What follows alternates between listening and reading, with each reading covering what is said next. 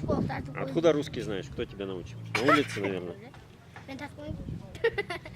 Қаншаншы класста оқисың? А? Қаншаншы класста оқисың? 5-ші класста оқидым. Атың кім? Қыз жібек. Қыз жібек. Мектепте екі аласың ба? Екені, тәдірсен жаман тізіп оламды. Әтті көрсетіп қойыңшы.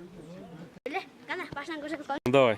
Алыс кетсем үйден қабат ырланып, күні түні ұйықтабай санаға батып, қара чачына қартып бізді чоң өткен, таманыңдан өпсін да, рахматымды айтсам да, аздық қыла таппай ке.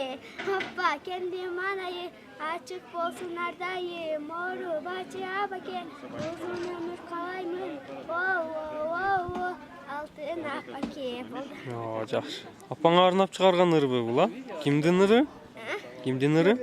Нұрлан Насиптікі. Та. Орсаңстанам,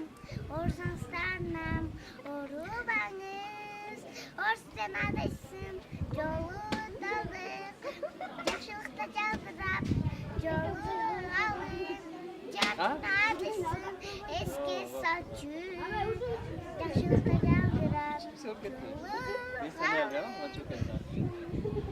жатын адайсың, еске салчу,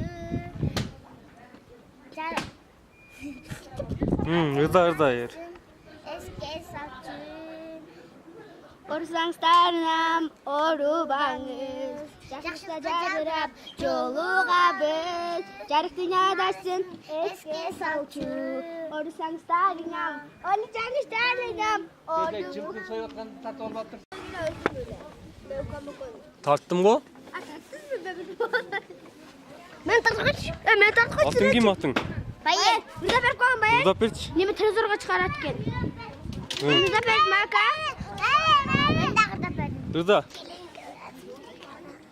Мен де берем. Кішінер қысқалар. Gelin gelgezki, çaydan kılavski, kaynana kaynata cır kağızki, azdan kısılap gel, kudalar birbirinin alasın atkarat, gelin, çaydan koyun, birbirinin alasın atkarat, gelin gelgezki, çaydan kılavski, kaynana kaynata cır kağızki, azdan kudalar kısılap gel, birbirinin alasın atkarat,